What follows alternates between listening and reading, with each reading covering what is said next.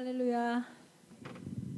마이크를 좀 뺄게요. 왜냐하면 손을 어디다가 둬야 될지 몰라가지고 하나님 앞에 서는 거는 굉장히 떨립니다. 찬양 인도를 하는 자리든 대표 기도를 하는 자리든. 근데 오늘은 더 떨립니다. 같은 위치인데 저기에 있을 때보다 여기 있을 때가 더 떨립니다. 기도를 먼저 해야 할 것 같아요. 잠깐 기도하겠습니다. 하나님, 연약한 주님의 딸이 이 자리에 섰습니다. 하나님의 저에게 하신 일을 간증하는 이 자리에서 주님의 영광만 드러나게 하여 주시옵소서. 주님이 저를 통하여 하신 일만 증거케 하여 주시옵소서. 예수님 인도하여 주시옵시고 성령님 함께하여 주시옵소서. 예수님 이름으로 기도드렸습니다. 아멘. 제가 먼저 할 걸 그랬나 봐요. 전현주 집사님 간증보다.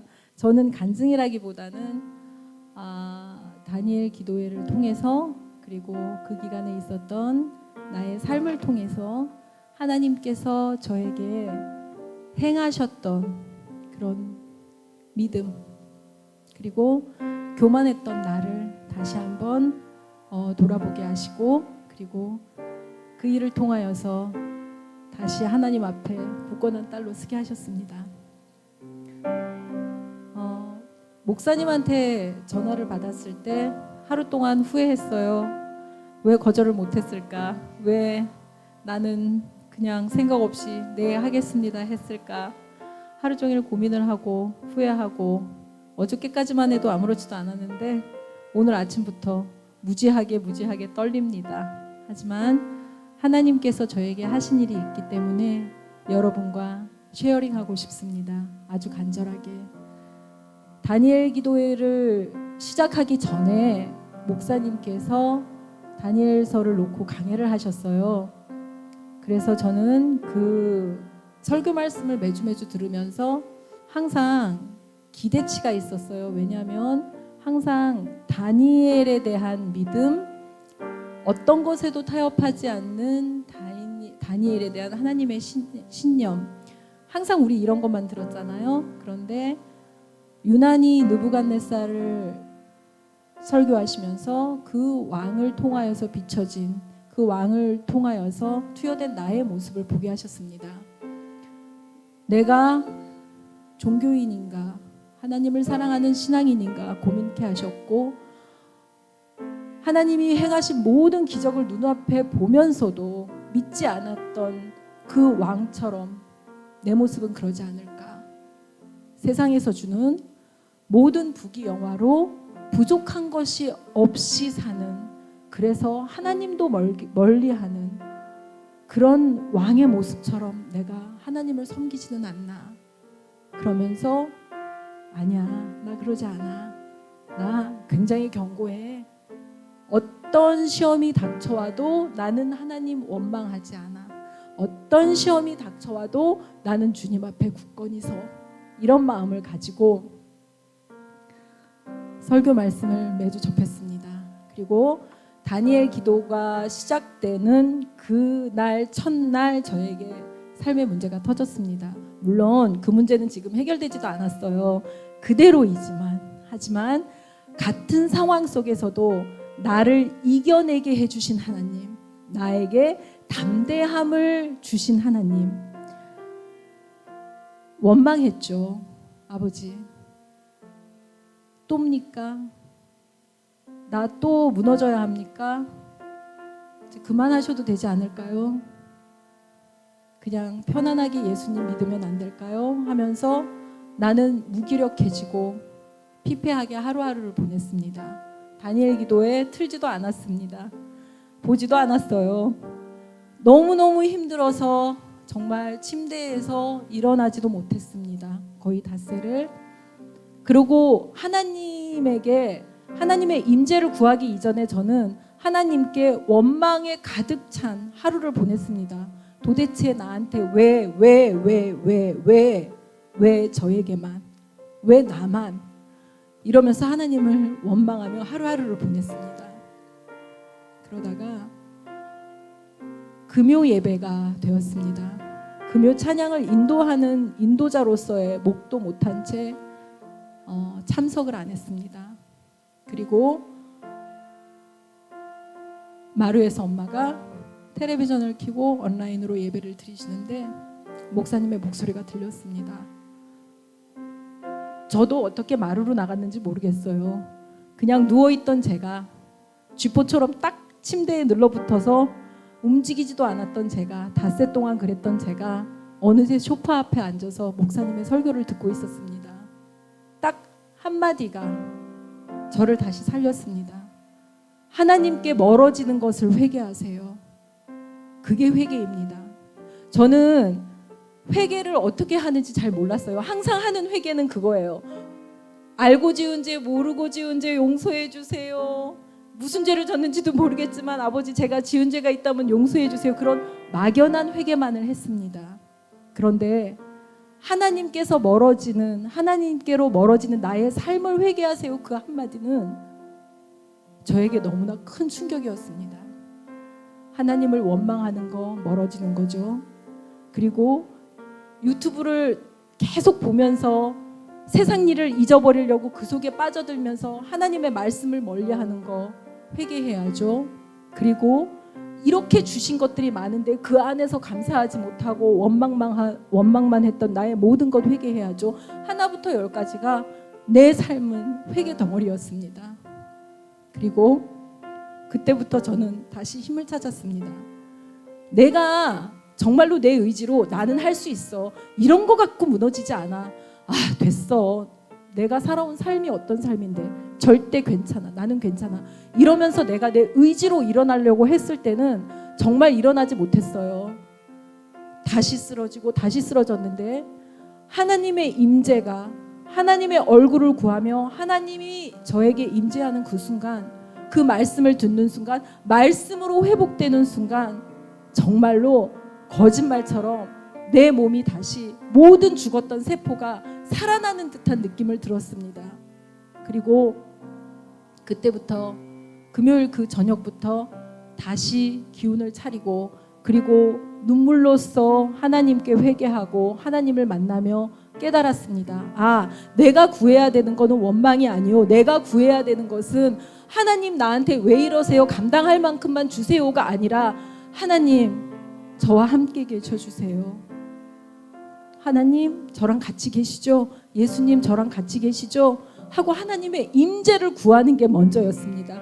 그 많은 신앙생활을 통해서도 저는 52년 만에 깨달았습니다. 원망이 먼저가 아니요, 하나님의 임재를 먼저 구해야 한다는 것.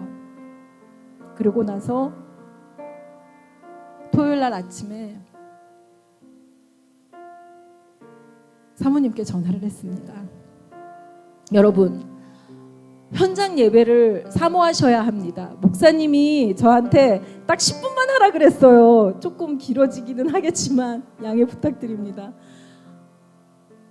현장 예배를 사모하셔야 하는 이유가, 내가 좌절하고 힘들 때 옆에서 나를 위해서 기도해주고 옆에서 나를 이끌어주는 신앙의 동역자가 필요합니다. 말씀을 통하여서 나에게 답을 주시는, 목사님의 입술을 통하여서 답을 주시는 하나님의 말씀을 사모하는 이 자리에 여러분 나오셔야 합니다. 이제 온라인 예배 그만 드리시고 이 자리에 같이 오셨으면 좋겠어요.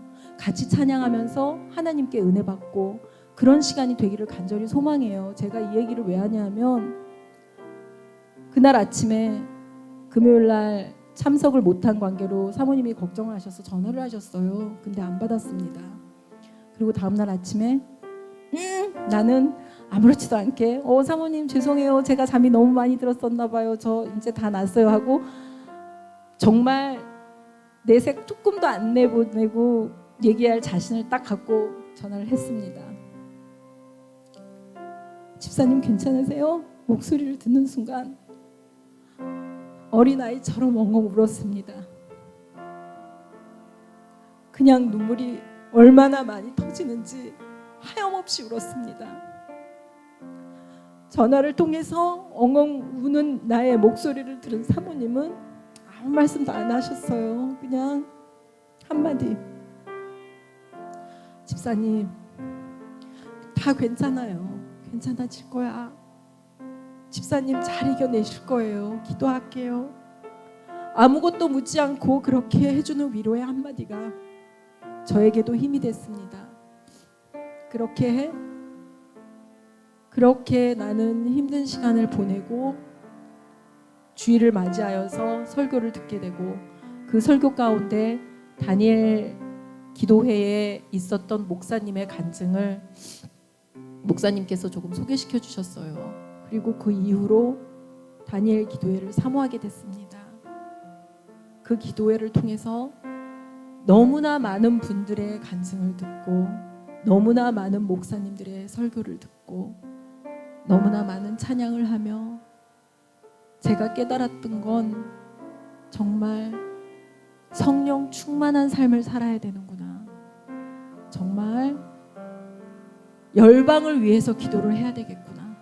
이제는 나의 문제뿐만이 아니요, 우리의 다음 세대를 이어갈 세대를 위해서, 믿음을 이어받아야 되는 우리 다음 세대를 위해서, 나의 자식뿐만이 아닌 이 세대를, 이 다음 세대를 이끌어갈 그들을 위해서, 그들의 믿음을 위해서 기도를 해야겠구나. 그리고 선교사님들을 위해서 정말 기도해야겠구나. 저는 기도 시간에, 새벽 기도에 이제 가끔 나오면 이제 기도가 순서가 있잖아요. 하나님 나라의 의를 구하고, 나라를 구하고, 열방을 위해서 기도하고, 선교사님들을 위해서 기도하고, 그러고 나서 이제 우리의 문제를 놓고 기도하는데, 처음에 순서는 막 빨리빨리 해요. 그래야 내 기도를 좀 많이 하니까. 막 아버지 나라를 위해서 기도하고, 위정자들을 위해서 기도하고, 선교사님들을 위해서 기도하고, 그래서 막 빨리빨리 해요. 그리고 이제 내 기도 차례가 오면 호흡을 가다듬고 주여를 외치며 그때부터는 사정없이 기도를 해댑니다. 그런 모습이 얼마나 부끄러움으로 다가왔는지, 그렇게 기도했던 내 모습이 얼마나 초라하게 느껴졌던지, 그 다니엘 기도회를 통해서 간증하러 나오신 그 여러분들을 보고, 설교를 통하여서 하나님께서 나에게 주신 그 모든 삶의 대답들을 대하면서 여태까지 가져왔던 나의 신앙의 모습이 너무나도 부끄러웠습니다. 너무나도 초라했습니다. 이제는 정말 하늘나라를 위하여, 이 땅에 하나님께서 원하시고자 하는 그것들을 위하여서, 그 모든 일들을 위해서 기도해야 되는 때가 왔구나, 그런 생각을 했습니다. 제가 그러고 나서 엄마에게 얘기했습니다. 엄마, 내가 이런 담대함을 하나님께서 주셨는데, 그래서 문제는 해결되지 않고 아직까지 똑같은 문제가 계속 진행되고 있지만 옛날보다도 틀려진 것이 있다면 나의 오기요, 나의 생각이 아닌 하나님께서 주신 생각과 담대함으로 문제를 해결해 나갈 때 두려움이 없어, 떨림이 없어, 그리고 항상 기뻐, 항상 충만해. 근데 두려워. 이런 게 금방 사라질까봐, 이게 지금 잠깐의 나의 이모션한 느낌일까봐 조금 두려워. 엄마 어떡하지? 그랬더니 엄마가 저에게 하시는 말씀이, 성령 충만함을 위해서 기도해. 엄마 그거 맨날 위해서 기도해. 성령 충만하게 해달라고. 아니, 성령 충만함의 재충만을 위해서 기도해. 그냥 성령 충만함이 아닌 성령 충만함의 재충만을 위해서, 재충만에 더한 재충만을 위해서. 그래야 네가 살 수 있어. 그래야 네가 하나님 앞에서 멀어지지 않고 그 다음에 더 큰 시험이 다가올 거야. 왜? 너는 그만큼 단단해졌기 때문에. 사탄이는 그거보다도 더 힘들게, 더 무거운 문제를 놓고 너를 쓰러뜨리려고, 더 너에게 큰 문제를 안고 너를 쓰러뜨리려 할 거야. 그러니까 성령 충만해야 돼. 충만함에 재충만해야 돼. 재충만에 더 충만해야 돼. 딴 거 기도하지 마. 그거 놓고 기도해. 그러고 깨달았습니다. 엄마가 30살이 됐을 때 혼자 되셨어요. 한 번도 저희 앞에서 당신 팔자 운운하지 않으셨어요. 한 번도 저희 앞에서 엄마 너무 힘들다, 너희들 셋 혼자서 키우기 힘들다 보이지 않으셨어요. 항상 궁금했습니다.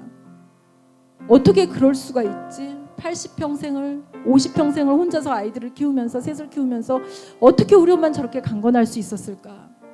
그게 답이었습니다. 성령 충만함에 충만함에 충만함. 그 마음이 끝까지 갈 때, 정말 내 마음에 성령 충만함의 잔이 가득 차서 흐를 때, 그리고 충만함에 재충만이 돼서 강물처럼 흐를 때, 재충만에 재충만함으로 성령의 충만함이 파도처럼 내 마음에 차고 넘칠 때, 정말 나는 담대하게 하나님께 나갈 수 있겠구나. 압니다. 이게 끝이 아니라는 것을. 하늘나라 갈 때까지 나는 또 쓰러질 수 있어요. 또 시험에 닥칠 수 있어요. 하지만 이제 루트를 압니다. 어떻게 이겨내야 돼가는지 방법을 알아요. 하지만 사람이기 때문에 또 잊어버리고 일었을 수 없을 수도 있어요. 근데 여러분, 사랑의 띠로 하나가 되어서 옆에서 기도해주는 동역자가 있고, 힘들 때 말없이 포옹해주는 사람이 있고, 힘들 때 말없이 나를 위해서 기도해주는 자들이 옆에 있다면, 그리고 성령 충만함으로 예수님과 동행하는 삶을 살 수 있다면 세상의 어떠한 것도 이겨낼 수 있는 힘을 하나님은 우리에게 주십니다.